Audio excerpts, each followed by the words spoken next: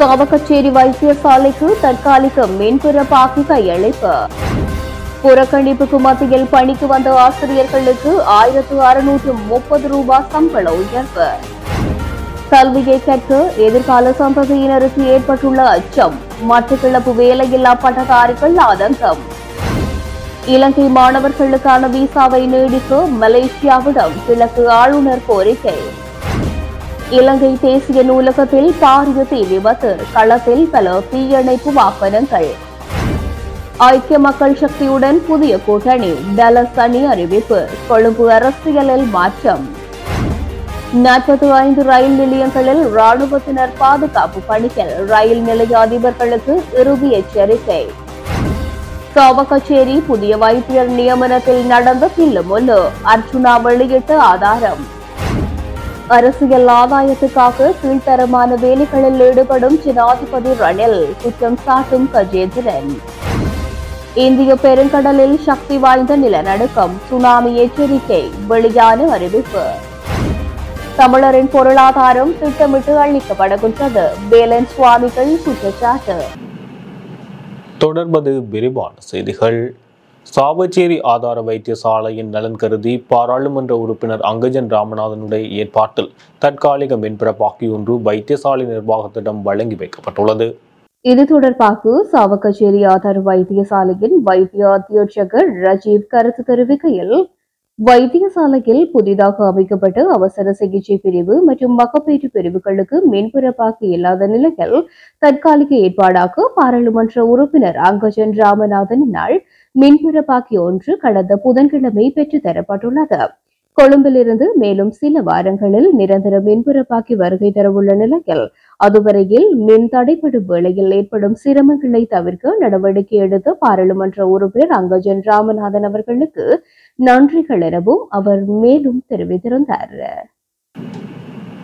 ஜூலை 8 மற்றும் 9ஆம் தேதிகளில் பணிக்கு சமூகம் அளித்த நிறைவேற்று அதிகாரமற்ற அரசாங்க உத்தியோகத்தர்களுக்கு விசேட சம்பள அதிகரிப்பை வழங்குவதற்கும் எதிர்கால பதவி உயர்வுகளுக்கான பாராட்டு சான்றிதழ் வழங்குவதற்கும் ஜனாதிபதி ரணில் விக்ரமசிங்க அமைச்சரவையில் முன்வைத்த யோசனைக்கு அமைச்சரவை அங்கீகாரம் வழங்கியுள்ளது. அதன் பிரகாரம் 3ஆம் தர ஆசிரியர் ஒருவருக்கு 525 ரூபாவும், 2ஆம் தர ஆசிரியருக்கு 1335 ரூபாவும், 1ஆம் தர ஆசிரியருக்கு 1630 ரூபாவும் சம்பள அதிகரிப்பை வழங்குவதற்கு அமைச்சரவை அங்கீகாரம் வழங்கியுள்ளதாக பந்துல குணவர்த்தன தெரிவித்தார்.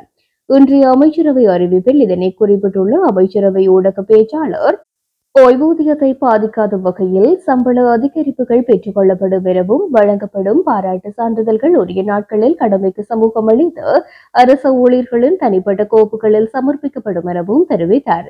இதேவேளை இவர்களின் பதவி உயர்வுகளுக்கு பாராட்டு சான்றிதழ் பரிசீலிக்கப்படும் எனவும் அமைச்சரவை ஊடக பேச்சாளர் மேலும் குறிப்பிட்டார். நாங்கள் போராடுவதை பார்த்தும் எங்களது நிலையினை கண்டும் எமது எதிர்கால சந்ததியினருக்கு கல்வியை கற்பதில் அச்சநிலை ஏற்பட்டு வருவதாக மட்டக்களப்பு மாவட்ட வேலையற்ற பட்டதாரிகள் தெரிவித்துள்ளனர். தமது தொழில் உரிமையினை வலியுறுத்தி மட்டக்களப்பு மாவட்ட வேலையற்ற பட்டதாரிகள் முன்னெடுக்கும் போராட்டம் 9வது நாளாக இன்றைய தினமும் நடைபெற்றது. மட்டக்களப்பு காந்தி பூங்காவில் ஒன்று கூடிய பட்டதாரிகள் காந்தி பூங்கா முன்பாக உள்ள படுகொலை செய்யப்பட்ட ஊடகவியலாளர்கள் நினைவு தூவிக்கு முன்பாக இந்த போராட்டத்தினை முன்னெடுத்தனர்.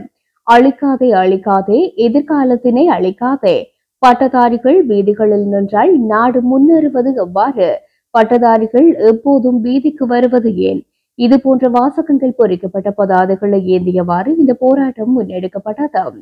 இதன்போது தமது தொழில் உரிமையினை வலியுறுத்தும் வகையிலான கோஷங்கள் எழுப்பப்பட்டதுடன் தமது போராட்டம் தொடர்பிலான பல்வேறு கருத்துக்களும் முன்வைக்கப்பட்டன. எமது போராட்டம் தொடர்பில் இதுவரையில் உரிய எந்த அதிகாரிகளும் கவனத்தில் எடுக்கவில்லை. நாங்கள் மிகவும் கஷ்டங்களுக்கு மத்தியில் எமது பட்டக்கல்வியை பூர்த்தி செய்தது வீதிகளில் போராடுவதற்காகவா என பட்டதாரிகள் இதன்போது கேள்வி எழுப்பினர். வணக்கம். இன்று 2வது நாளிலிருந்து இன்றைக்கு 9 நாளாக நாங்கள் எங்கள் போராட்டத்தை மட்டக்களப்பு மாவட்ட வேலையில்லா பட்டதாரிகளால் நாங்கள் தொடர்ந்து கொண்டிருக்கிறோம். ஆனால் இதுவரைக்கும் எங்களுக்கு எந்த அரசு அதிகாரிடமிருந்து எந்த விதமான பதிலும் எங்களுக்கு கிடைக்கல. ஆனால் எங்களுக்கு ஒரு சிறந்த தீர்வனை பெற்றுத்தர வரைக்கும் எங்களோட போராட்டம் தொடரும்.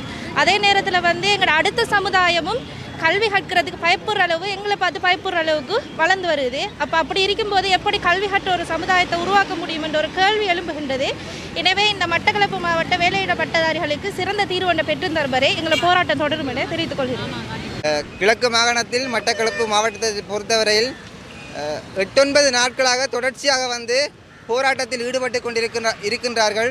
மட்டக்களப்பு மாவட்டத்தில் 1000க்கு மேற்பட்ட பட்டதாரிகள் காணப்படுகின்றனர். இருந்தபோதும் குறித்தளவிலான நியமனங்கள் தான் வந்து வழங்கப்படுகின்றது. இங்கே அது மட்டுமல்லாது கர்ப்பிணி தாய்மார்கள், பெண்கள் உட்பட அனைவரும் ஆர்ப்பாட்டத்தில் கலந்து கொண்டிருக்கின்றார்கள். ஆசிரியர்கள் பெற்றோர்கள் சொல்வார்கள் கனவு காணுங்கள் என்று சொல்வார்கள். ஆனால் இங்கு கனவு கண்டவர்கள் ரோட்டிலும் வீதிகளிலும் மடங்கிக் கொண்டிருக்கின்றார்கள். எனவே உடனடியாக அரசாங்கம், அரசியல்வாதிகள் உட்பட எமது அரசாங்கமும் உடனடியாக இந்த பட்டதாரிகளுக்கு சரியான நியமனத்தை வழங்க வேண்டும் என்று கூறிக்கொண்டு நிறைவு செய்து கொள்கின்றேன். நன்றி, வணக்கம். மலேசியாவுக்கு உத்தியோகபூர்வ விஜயம் மேற்கொண்டுள்ள கிழக்கு மாகாண ஆளுநர் செந்தில் தொண்டமான் மலேசியா உயர்கல்வி அமைச்சர் சாம்ரே அப்துல் ஹாதிரை சந்தித்து இலங்கைக்கும் மலேசியாவுக்கும் கூட்டு திட்டம் குறித்து கலந்துரையாடியுள்ளார். மலேசியாவில் உயர்கல்வி கற்கும் 3800க்கும் மேற்பட்ட இலங்கை மாணவர்கள் தற்போதைய சட்டத்தின்படி ஒவ்வொரு 2 வருடங்களுக்கும் இலங்கைக்கு திரும்பி விசாவை புதுப்பிக்கும் நிலை காணப்படுகின்றது. ஆதலால் அவர்களின் பட்டப்படிப்பை நிறைவு செய்யும் காலமான 4 வருடங்களுக்கு விசா காலத்தை அதிகரித்து தருமாறு மலேசிய உயர்கல்வி அமைச்சர் ஷாம்ரி அப்துல் காதிரிடம் ஆளுநர் வேண்டுகோள் விடுத்தார். ஆளுநர் வேண்டுகோளுக்கு இணங்க அமைச்சர் அதற்கான நடவடிக்கைகளை மேற்கொள்வதாக தெரிவித்தார். மேலும் இலங்கையில் இருந்து மலேசியாவிற்கு செல்லும் மாணவர்கள் மற்றும் தொழிலாளர்களுக்கு மலாய் மொழிக்கான பயிற்சியை இலங்கையில் ஆரம்பிப்பது குறித்தும் கலந்துரையாடப்பட்டதுடன் மலேசியாவிற்கும் இலங்கைக்குமான கல்வி தொடர்பான கூட்டு பரிமாற்ற திட்டங்கள் குறித்தும் கலந்துரையாடப்பட்டது. எதிர்வரும் ஜனாதிபதி தேர்தலில் ஐக்கிய மக்கள் சக்தியின் திட்டத்துக்கு ஆதரவளிக்க சுதந்திர மக்கள் காங்கிரஸ் தீர்மானித்துள்ளது.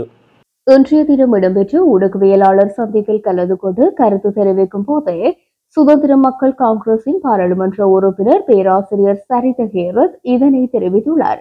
அவர் மேலும் தெரிவிக்கையில், நாங்கள் ஜனாதிபதி வேட்பாளரை முன்வைக்கவில்லை. ஜனாதிபதி வேட்பாளரை ஐக்கிய மக்கள் சக்தி முன்வைக்கின்றது. அதன்படி தற்போது ஐக்கிய மக்கள் கூட்டணி என்ற பெயரில் பல பங்குதாரர்கள் உள்ளனர். முன்வருவதற்கான திட்டங்கள் உள்ளன. இது ஒரு வலுவான மற்றும் பரந்த சக்தியாகும். அவர்கள் அனைவரையும் ஒன்று சேர்த்துள்ளோம். நாமும் அவர்கள் அனைவரும் ஒன்றாக இருக்கின்றோம். ஒரு வலுவான அணி மற்றும் திட்டத்தை முன்வைப்போம். அரசாங்கத்தை தோற்கடிக்கும் போராட்டத்தில் சுதந்திர மக்கள் காங்கிரசினால் ஐக்கிய மக்கள் சக்தியுடன் நடத்திய கலந்துரையாடல் மிகவும் வெற்றியடைந்ததாகவும் சரித ஹேரத் கூறினார். நாட்டில் பரந்த அரசியல் மாற்றத்தை ஏற்படுத்த எதிர்வரும் சில வாரங்களில் எதிர்க்கட்சிகளுடன் நேரடியாக இணைந்து செயற்பட உள்ளதாகவும் அவர் மேலும் தெரிவித்திருக்கின்றார். தபால் ஊழியர்களின் வேலை நிறுத்தம் காரணமாக மத்திய தபால் பரிவர்த்தனை மற்றும் ஏனைய தபால் நிலையங்களில் கிட்டத்தட்ட 12 லட்சம் கடிதங்கள் மற்றும் பொதிகள் தேங்கி கிடப்பதாக தபால் தொழிற்சங்கம் தெரிவித்துள்ளது. மத்திய தபால் பரிமாற்றத்தில் சுமார் 7 லட்சம் உள்நாட்டு மற்றும் வெளிநாட்டு தபால் பொதிகள் சிக்கியுள்ளதாக ஒன்றிணைந்த தபால் தொழிற்சங்கத்தின் இணை ஏற்பாட்டாளர் சிந்தக பண்டார தெரிவித்துள்ளார். 3 கோரிக்கைகளை முன்வைத்து தபால் ஊழியர்கள் கடந்த 2 நாட்கள் தொடர்ந்து 48 மணி நேர அடையாள வேலை நிறுத்த போராட்டத்தில் ஈடுபட்டிருந்தமை குறிப்பிடத்தக்கது. பல கோரிக்கைகளின் அடிப்படையில் நேற்று நள்ளிரவு முதல் அமலுக்கு வரும் வகையில் ரயில் நிலைய அதிபர்கள் மற்றும் கட்டுப்பாட்டாளர்கள் பணிப்பகிஷ்கரிப்பு காரணமாக ரயில் நிலையங்களில் இராணுவத்தினர் மற்றும் போலீசார் பாதுகாப்பில் ஈடுபட்டுள்ளனர். இதுக்கு ஒத்துழைப்பு வழங்கும் வகையில் ராணுவ தளபதி லெப்டினன்ட் ஜெனரல் விக்கும் லியனகேவுக்கும் பாதுகாப்பு அமைச்சினால் விடுக்கப்பட்ட கோரிக்கைக்கு இணங்க படையினர் ராணுவ தளபதியினால் பாதுகாப்பு படை தலைமையக தளபதிகள் பணிக்கப்பட்டுள்ளனர். அதன்படி தற்போது கண்டி, கட்டுகஸ்தோட்டை, மாதளை, பேராதனிய, கம்பளை, நாவலப்பேட்டை, ஹட்டன், வட்டவளை, கொட்டகலை, தலவாக்கலை, நானுவோயா, அம்பிவெல, புத்தளம், சிலாபம், மாதம்பே, நாதாண்டியோ, அலல்வ, போல்கலவ, குருநாகல், மக்குவ ஆகிய ரயில் நிலையங்கள் உட்பட 45 ரயில் நிலையங்களில் பாதுகாப்பு படையினர் மேற்கு மற்றும் மத்திய பாதுகாப்பு படை தலைமையக தளபதிகளின் கண்காணிப்பின் கீழ் பணியமர்த்தப்பட்டுள்ளனர்.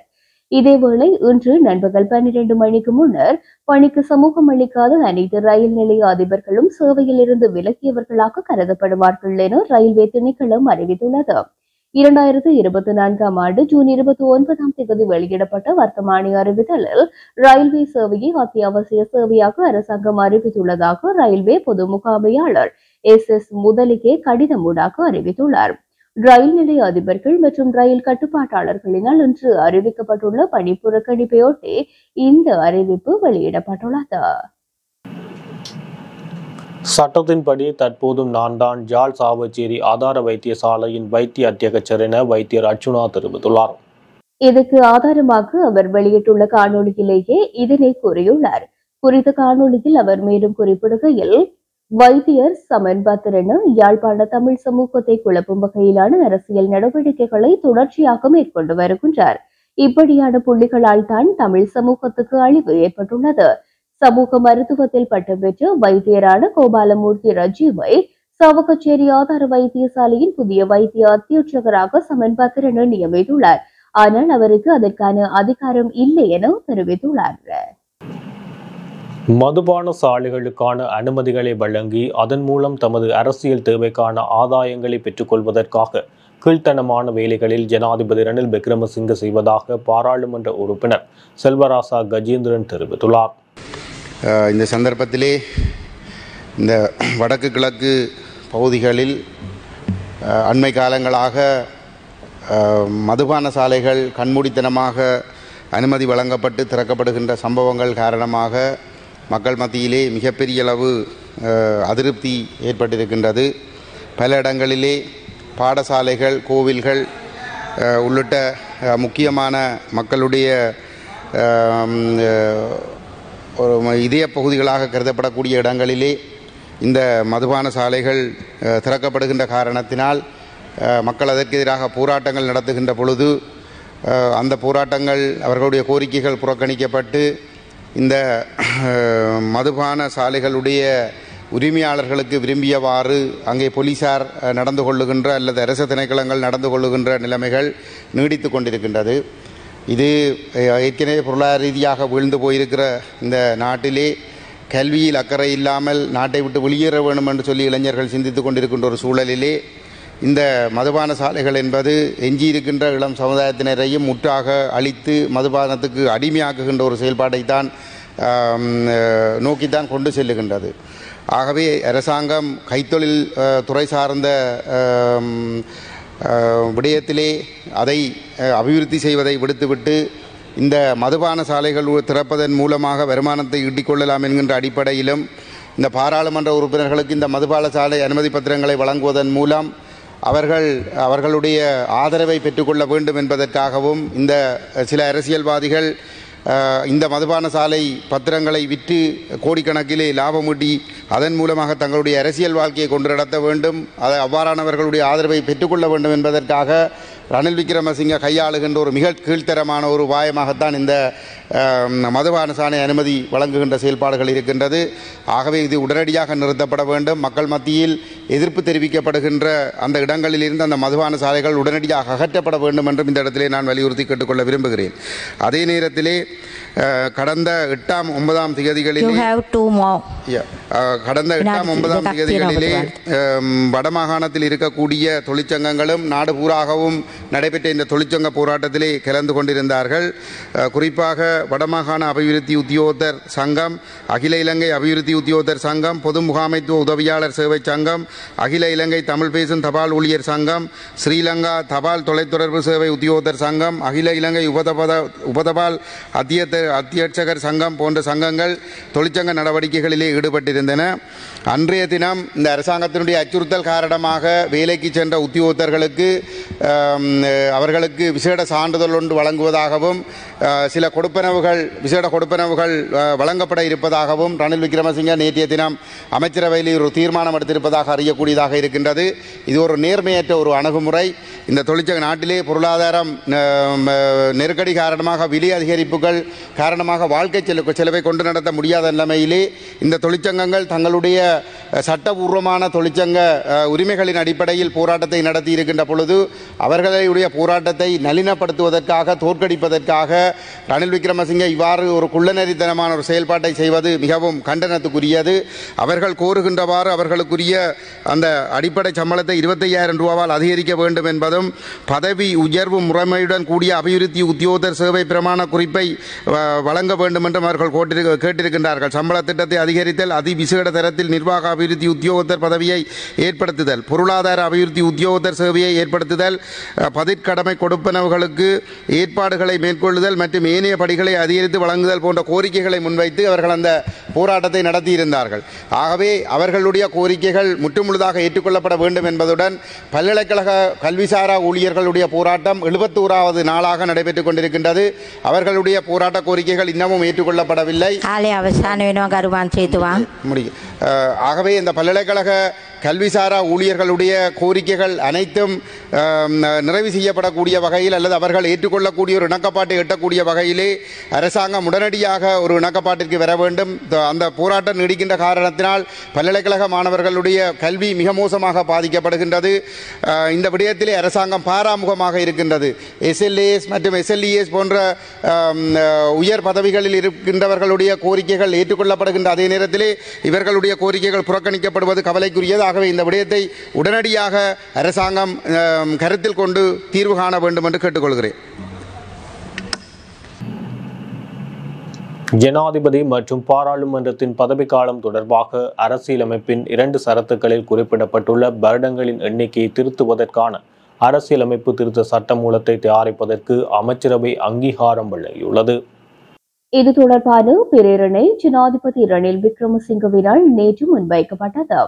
இதற்கமைய அரசியலமைப்பின் 30-11வது பிரிவின்படி ஜனாதிபதியின் பதவிக்காலம் 5 ஆண்டுகளாகும். அதேவேளை அரசியலமைப்பின் உறுப்புரை 62-11 நாடாளுமன்றத்தின் பதவிக்காலம் 5 ஆண்டுகள் என குறிப்பிடப்படுகின்றது. இருப்பினும் ஜனாதிபதி மற்றும் நாடாளுமன்றத்தின் பதவிக்காலத்தை 6 ஆண்டுகளுக்கு மேல் நீடிக்கும் சட்டமூலத்திற்கு பொது வாக்கெடுப்பு தேவை என்று அரசியலமைப்பின் 83A பிரிவு கூறுகின்றது. இந்நிலையில் இந்த 2 கட்டுரைகளிலும் குறிப்பிடப்பட்டுள்ள பதவிக்கால வரம்பை 5 ஆண்டுகளாக மாற்றியமைப்பதற்கான உரிய சட்டமூலத்தை முன்வைப்பதற்கு அமைச்சரவை அங்கீகாரம் வழங்கியுள்ளது. இந்திய பெருங்கடலில் தென்னாப்பிரிக்காவுக்கு தெற்கே சக்தி வாய்ந்த நிலநடுக்கம் ஏற்பட்டுள்ளதாக சர்வதேச ஊடகங்கள் தெரிவித்துள்ளன. தென்னாப்பிரிக்கா கேப்டவுன் நகரத்தில் இருந்து 2500 கிலோமீட்டர் தொலைவில் கடலின் ஆழத்தில் இன்றைய தினம் இந்த நில அதிர்வு ஏற்பட்டுள்ளது. இந்த நிலநடுக்கமானது டிக்டர் அளவுகோலில் 6.7 பதிவாகியுள்ளது. குறித்த நிலநடுக்கம் காரணமாக சுனாமி எச்சரிக்கை விடப்பட உள்ளதாக சர்வதேச ஊடகங்கள் தெரிவிக்கின்றன. இந்தியாவில் ஆங்காங்கே சிறிய அளவிலான நிலநடுக்கம் ஏற்பட்டு வருவது மக்களுக்கு கடும் அச்ச உணர்வை ஏற்படுத்தியுள்ளது. இந்த நிலையில் மகாராஷ்டிர மாநிலம் ஹிங்கோலி பகுதியில் இன்று காலை 7:14 மணியளவில் நிலநடுக்கம் ஏற்பட்டது. இது டிக்டர் அளவுகோலில் 4.5 பதிவாகியுள்ளதாக இந்திய ஊடகங்கள் தெரிவிக்கின்றன. இந்த நிலநடுக்கத்தால் ஏற்பட்ட பாதிப்புகள் குறித்து இதுவரை எந்த தகவலும் வெளியாகவில்லை. நாட்டுக்கு எவ்வித பிரச்சனையும் ஏற்படாத வகையில் விசேட வேலை திட்டத்தின் கீழ் வாகன இறக்குமதியை ஆரம்பிக்க எதிர்பார்த்துள்ளதாக நிதி ராஜாங்க அமைச்சர் ரஞ்சித் செம்பலாப்பட்டிய தெரிவித்துள்ளார். இன்றைய தினம் பாராளுமன்றத்தில் ராஜாங்க அமைச்சர் இதனை குறிப்பிட்டுள்ளார். வாகன இறக்குமதி தொடர்பில் சர்வதேச நாணய நிதியத்திற்கும் அறிவிக்கப்பட்டுள்ளதாகவும் அவர் மேலும் தெரிவித்தார். வடக்கு கிழக்கு தமிழர் தாயகத்தில் நிலத்துக்காக நாங்கள் போராடி வரும் நிலையில் இயற்கை வளங்களும் தமிழர்களின் பொருளாதாரமும் திட்டமிட்டு அளிக்கப்படுவதாக பொத்துவில் பொலிகண்டி மக்கள் எழுச்சி இயக்கத்தின் இணைப்பாளர் வேலன் சுவாமிகள் தெரிவித்துள்ளார். மட்டக்களப்பு மயிலத்தமடு மாதவனை பகுதி கால்நடை பண்ணையாளர்களினால் நேற்று மேற்கொள்ளப்பட்ட போராட்டத்தில் கருத்து தெரிவிக்கையிலேயே அவர் மேற்கண்டவாறு குறிப்பிட்டுள்ளார். அவர் மேலும் கூறுகையில், அனைவரும் ஓரணியாக ஒன்றிணைந்து மயிலத்தமடு பண்ணையாளர்களுக்கு ஆதரவாக போராடி வருகின்றனர். அனைத்து தரப்பினரையும் ஒன்றிணைந்து தொடர்ச்சியான போராட்டங்களை முன்னெடுத்து வருவதை தமிழினம் சார்பில் முக்கியமான ஒரு விடயமாக பார்க்க வேண்டும். தமிழர்களின் பொருளாதாரம் அளிக்கப்படுவதன் தொடர்ச்சியே மயிலத்தமடு மாதவனை மேச்சொல் தரை அபகரிப்பிலும் நடைபெற்று வருகின்றது என அவர் சுட்டிக்காட்டினார். ஐக்கிய மக்கள் சக்தியின் பாராளுமன்ற உறுப்பினர் முஜிபுர் ரஹ்மானை தேசிய பட்டியல் மூலம் நியமிக்க தேர்தல்கள் ஆணைக்குழு அனுமதி வழங்கியமை தொடர்பில் பாராளுமன்ற உறுப்பினர் மஹிந்தானந்த அழுத்கமகே விமர்சனம் வெளியிட்டுள்ளார். நாடாளுமன்றத்தில் இன்று உரையாற்றிய அவர், உள்ளூராட்சி மன்ற தேர்தலில் போட்டியிட உத்தேசித்துள்ள வேட்பாளர் எவ்வாறு தேசிய பட்டியலூடாக நாடாளுமன்றத்திற்கு நியமிக்கப்பட்டார் என தேர்தல்கள் ஆணைக்குழுவிடம் கேள்வி எழுப்பியுள்ளார். உள்ளூராட்சி சபை தேர்தலில் போட்டியிடும் நாடாளுமன்ற உறுப்பினர் முஜிபுர் ரஹ்மான் தேசிய பட்டியலில் இருந்து நியமனம் செய்யப்பட்டமை தொடர்பில் ஆணைக்குழு மௌனமாக உள்ளது. மேலும் நாடாளுமன்ற உறுப்பினர் முஜிபுர் ரஹ்மானை எதிர்க்கட்சித் தலைவர் சஜித் பிரேமதாச ஊக்குவிக்கும் பணியில் ஈடுபட்டுள்ளார் என்றும் அவர் குற்றம் சாட்டியுள்ளார். இத்துடன் ஜெஃப்னா கிளரியின் இரவு நேர பிரதான செய்திகள் நிறைவு பெறுகின்றது. மேலும் செய்திகளை அறிந்து கொள்ள எமது இணையதள பக்கமான www.jeffnagallery.lk என்ற இணையதளத்துடன் இணைந்திருங்கள்.